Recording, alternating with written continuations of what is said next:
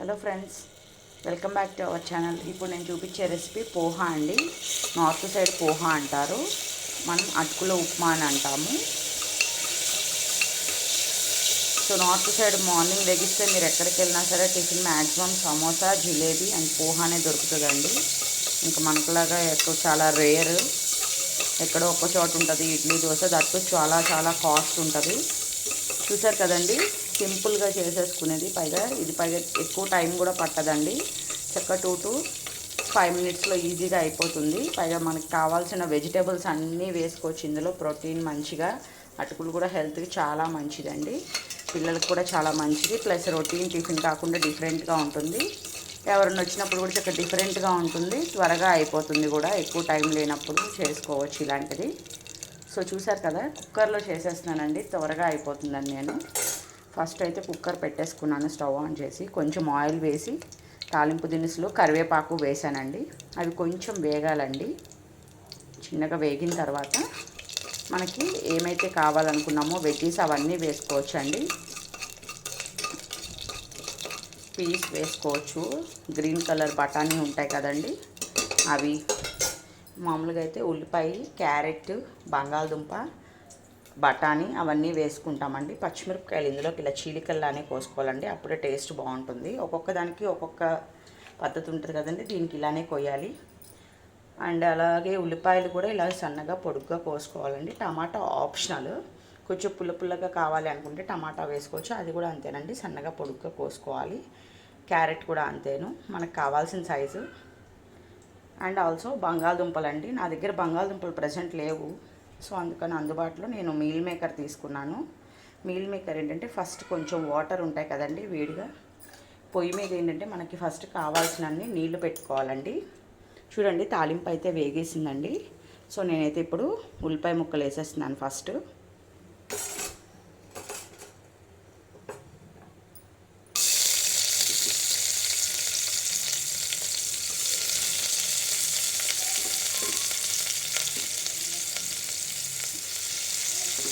ఉల్లిపాయ ముక్కలు, అలాగే పచ్చిమిర్చి చీలికలు కోసుకున్నాం కదండి అవి. ఫస్ట్ అయితే నేను అవి 2 ఐటమ్స్ వేసుకుంటున్నాను.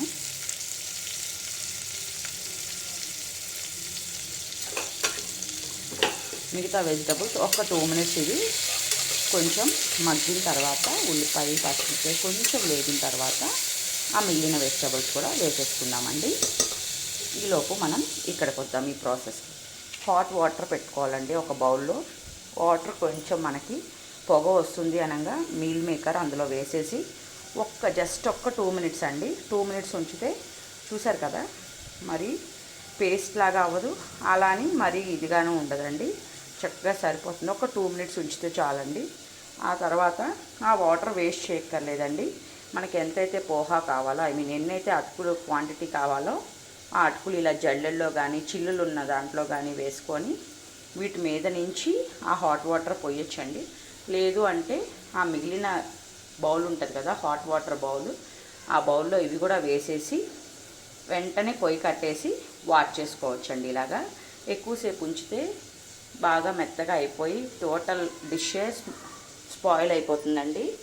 సో మనం ఏంటంటే జస్ట్ ఇంకా అలాగా, అందుకే నేను చెప్తున్నాను కదా, కొత్తగా చేసేవాళ్ళు, ఫస్ట్ ట్రై చేసేవాళ్ళు ఏంటంటే వాటర్లో వేయకుండా ఇలా ఎందులో అన్నా తీసుకొని వీటి మీద నుంచి హాట్ వాటర్ పోసుకోండి. మీకు అప్పుడు శుద్ధ అవ్వదు, చక్క పొడి పొళ్ళాడుతూ ఉంటాయి అటుకులు. చూద్దామండి ఒక్కసారి. యాక్చువల్గా అయితే ఇది మనం విడిగా కూడా చేసుకోవచ్చండి, గిన్నెలో కానీ ఏదన్నా మూకుల్లో కానీ, బాండి కూడా అంటారు, ఎందులో అన్నా చేసుకోవచ్చు. బట్ ఏంటంటే ఇప్పుడు టమాటాలు కొంచెం హైబ్రిడ్ వస్తున్నాయి కొన్ని చోట్ల, అవి త్వరగా ఉడకవు. వెజ్జీస్ అన్నీ కూడా వేసుకుంటాము. నేనైతే పీస్ కూడా వేస్తానండి, అందుబాటులో ఉంటే గ్రీన్ పీస్. కాయలు, బఠానీ బయట మార్కెట్లో దొరికే బఠానీ కాకుండా మనకి ఫ్రెష్గా వస్తాయి కదా కాయలు. ఈ చలికాలం ఒక్కొక్క సీజన్లో మనం కాయలు ఒలిచి చిక్కుడుకాయలాగా బఠానీలు తీసుకుంటాం కదా, అవండి, అవి కూడా వాడతాను. సో అలాంటివి అలా వేసినప్పుడు ఏంటంటే మనకు కొంచెం అవి త్వరగా ఉడకవు. అదే కుక్కర్ అనుకోండి, అన్నీ ఒకే లెవెల్లో మనకి ఉడుకుతాయి వెజ్జీస్ అన్నీ. ప్లస్ ఏంటంటే విడిగా ఉడకపెట్టాలంటే చాలా టైం పట్టేస్తుందండి. అదే కుక్కర్ అనుకోండి మనకి ఈజీగా అయిపోతుంది. ఎవరైనా ఉన్నప్పుడు త్వరగా ఫినిష్ చేయాలి అనుకుంటే కుక్కరే బెస్ట్. సో ఒక్క 2 మినిట్స్ అయితే దీన్ని మూత పెట్టేసి వదిలేద్దాము, మగ్గుతుంది.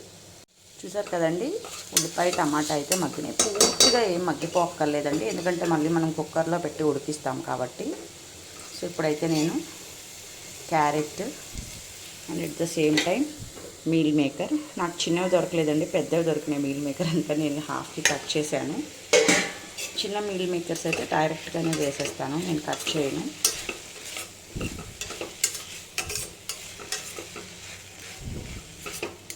సో జస్ట్ ఒక్క 1 మినిట్ జస్ట్ అలాగే మూత పెట్టేసి ఉంచుదామండి.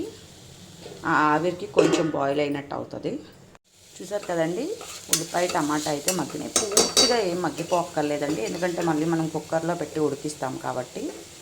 సో ఇప్పుడైతే నేను carrot and at the same time meal maker, నాకు చిన్నవి దొరకలేదండి, పెద్దవి దొరికినాయి మీల్ మేకర్, అంతా నేను హాఫ్కి కట్ చేశాను. చిన్న మీల్ మేకర్స్ అయితే డైరెక్ట్గానే వేసేస్తాను, నేను కట్ చేయను.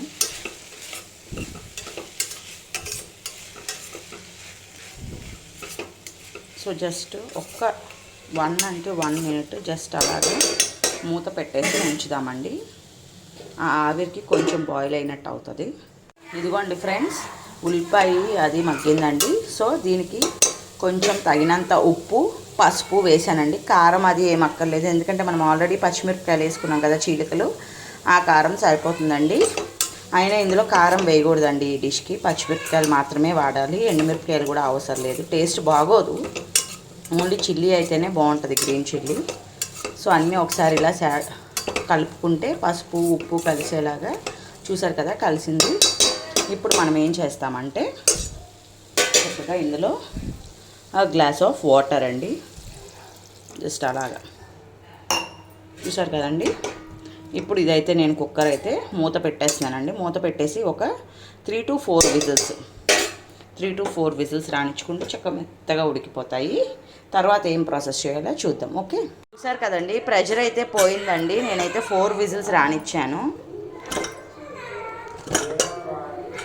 ఇవ్వండి, ప్రెషర్ అయితే పోయిందండి.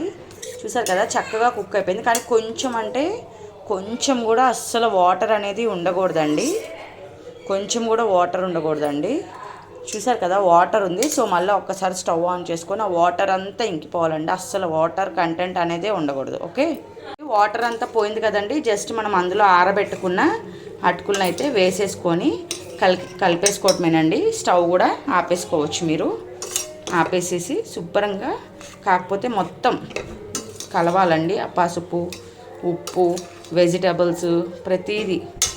చూసారు కదండి, దీనికల్లా ఏంటంటే మెయిన్ మనకి అటుకులు దింపుకోవటంలోనే ఉందండి. దీనికి అటుకులు అనేది కొంచెం మెత్తపడినా మొత్తం టేస్ట్ మారిపోయి మొత్తం స్పాయిల్ అయిపోతుందండి టిఫిన్ అనేది, స్నాక్ అనేది.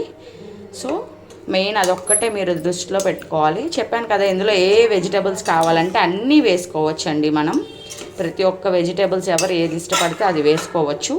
పిల్లలకు కూడా మంచిది కదండి అటుకులు అనేది, ఎవరికైనా మంచిదేను.